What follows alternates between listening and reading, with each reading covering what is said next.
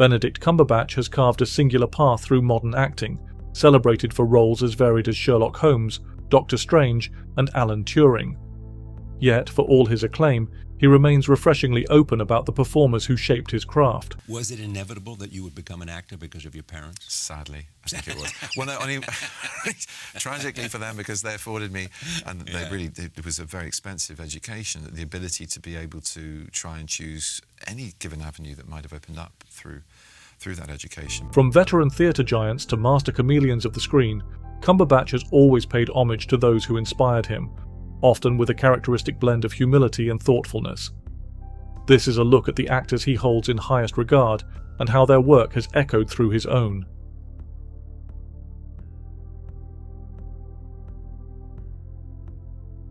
In interviews, Cumberbatch has repeatedly expressed admiration for actors with long dynamic careers.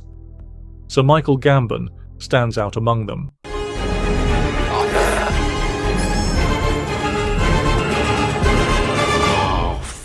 Speaking to Vogue, Cumberbatch said, "I want to have the kind of career that people like Gambon have had, working across all mediums and never stopping."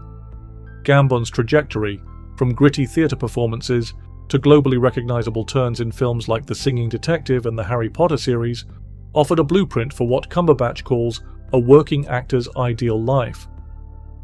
Gambon, known for his refusal to give interviews or seek celebrity, exemplified the kind of self-effacing brilliance that Cumberbatch has often pointed to as admirable. "He's the kind of man who could walk on stage and make you cry without a word," Cumberbatch once told The Telegraph. "There's something magical in that." His respect for Gambon's seamless shift between stage and screen encouraged Cumberbatch to never limit himself to one form. Gambon's boldness in tackling new roles late into life became a motivating example.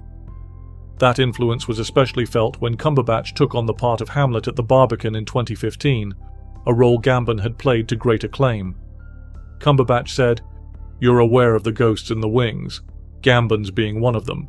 It keeps you honest." This awareness didn't paralyze him, it pushed him to work harder.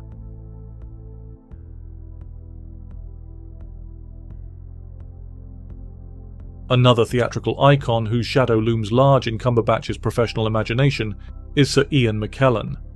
She should have died hereafter. There would have been a time for such a word. Tomorrow. Cumberbatch has openly described McKellen's command of Shakespearean language as breathtaking, adding in an interview with BAFTA, "It's not just the voice, it's the understanding. You believe every word because he understands every word." But it wasn't just McKellen's stagecraft that Cumberbatch admired. It was his ability to move effortlessly into popular culture while preserving dignity. Sapiens and your guns. That's enough, Eric. He's a great example of someone who made Gandalf and Magneto both human and mythical, Cumberbatch noted. "It's rare." This versatility clearly resonated with Cumberbatch as he navigated his own journey from art house drama to Marvel blockbuster. In McKellen, he saw a model for bridging those two worlds without losing artistic integrity. Cumberbatch also singled out McKellen's political courage and activism. He stood up for who he was, when it wasn't fashionable or safe to do so, he told The Guardian. That sort of moral bravery, it inspires you to be more than just an actor. It was this intersection of artistic brilliance and human authenticity that made McKellen more than just a figure to admire. He became a template.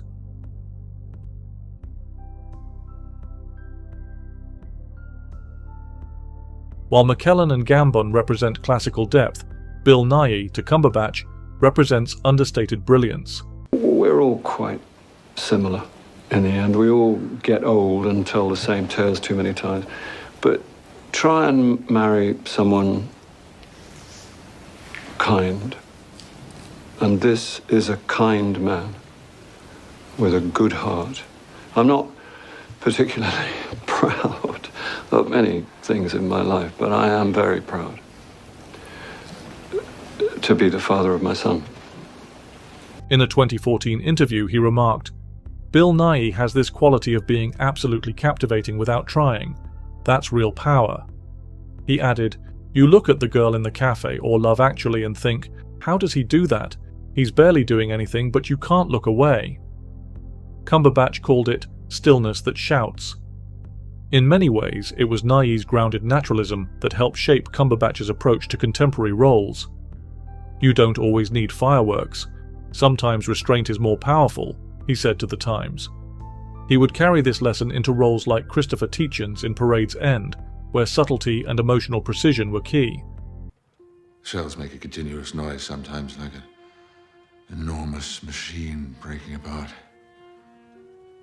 Other times, they come whistling towards you in a thoughtful sort of a way and then go crump and the screw cap flies off, hurtling through the air, screaming. Nighy's career longevity also left an impression. He just gets better with age, Cumberbatch said. It's encouraging to think you don't have to peak in your 30s. That's not the game. Cumberbatch even credited Nighy with helping him see the value of lightness and humour in darker roles. He's got this dryness, this wink behind everything. It makes drama bearable. It was this layered approach that made Cumberbatch rethink how seriousness could coexist with charm.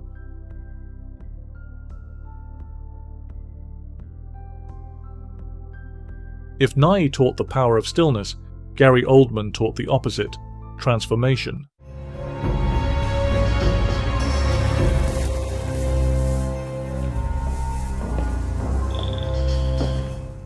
Cumberbatch has called Oldman a chameleon and a master, and has often spoken of his awe watching Tinker Tailor Soldier Spy. In an interview with Shortlist, he said, "Watching Gary Oldman is like attending a masterclass. Every gesture is precise. You never see the work, but you feel the result." Cumberbatch also appeared alongside Oldman in that very film and described the experience as intimidating in the best way. He said, "You step on set with someone like Gary and realize you've got to bring everything you've got. Otherwise, you'll do." Oldman's range, from Sid Vicious to Winston Churchill, made an impression early on. "I remember watching The Contender and thinking, this is a man who reinvents himself each time," Cumberbatch told Empire. "That's the goal, isn't it?" For an actor whose own roles have ranged from Sherlock to Frankenstein, imitation was never the point, but aspiration was. "He makes you want to dig deeper, risk more," he said. "There's no lazy choices with him." This relentless search for reinvention inspired Cumberbatch to resist typecasting, even as his own star rose.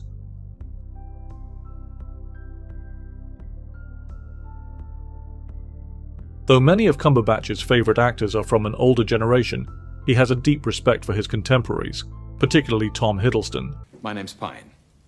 I'm the night manager. I do hope your journey wasn't too ghastly. Their friendship, forged at drama school and cemented through theatre, is built on mutual admiration. Cumberbatch once called him the most winsome man in London and an actor with range, charm and steel beneath the surface. In an interview with GQ, he said, "Tom has this elasticity. He can go from Shakespeare to sci-fi without blinking." Their careers have run parallel in many ways. Both emerged from the British theatre tradition, both became mainstays in Hollywood franchises, and both are seen as ambassadors of a certain cerebral charm. But more than professional overlap, it's personal respect that defines their bond. "He's the kind of friend who reminds you of your better self," Cumberbatch said, "and when you watch him act, you see that generosity of spirit." Hiddleston's commitment to character and refusal to coast have influenced Cumberbatch to stay grounded. "He doesn't take shortcuts," he said. "That's rare in this business." This kind of peer inspiration is less about reverence and more about accountability. Watching Hiddleston work made Cumberbatch sharpen his own standards.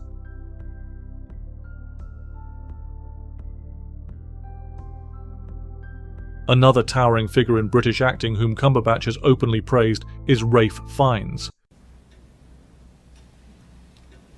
Cut. Very good. He has this weight, this command, but never imposes, he told Radio Times. "You're just drawn in."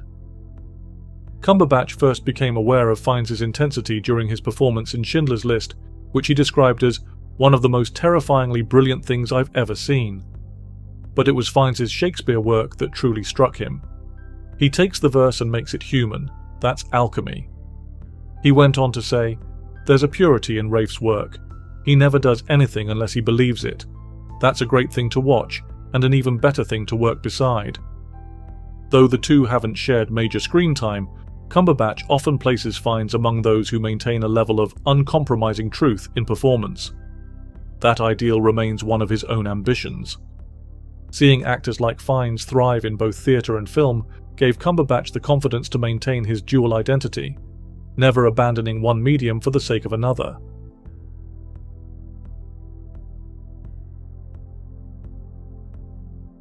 Though rarely mentioned by name in casual interviews, Daniel Day-Lewis inevitably comes up when Cumberbatch is asked about excellence. Evelyn boy! I am the third revelation! I am the third revelation! "I don't know how he does it," Cumberbatch once said on a BAFTA panel. "He disappears completely." Day-Lewis's method approach is far removed from Cumberbatch's own, which tends to favour extensive research over total immersion. But that difference has only deepened the respect. "It's the results that matter," he said, and his results are astounding. Cumberbatch singled out Day-Lewis's work in There Will Be Blood and My Left Foot as examples of total commitment. You see someone sculpting something from nothing. That's rare. That's brave. While Cumberbatch doesn't mimic Day-Lewis's process, he admitted that such performances set the bar for the rest of the industry. Knowing such standards exist has kept Cumberbatch honest about his own work. You can't pretend anymore after watching someone like him. You either commit or you don't.